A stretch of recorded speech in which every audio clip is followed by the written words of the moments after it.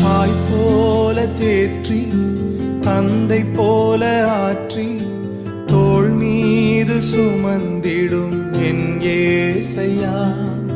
தாய் போல தேற்றி தந்தை போல ஆற்றி தோள் மீது சுமந்திடும் என் ஏசையா. உம்மை போல புரிந்து கொள்ள யாரும் இல்லையே, உம்மை போல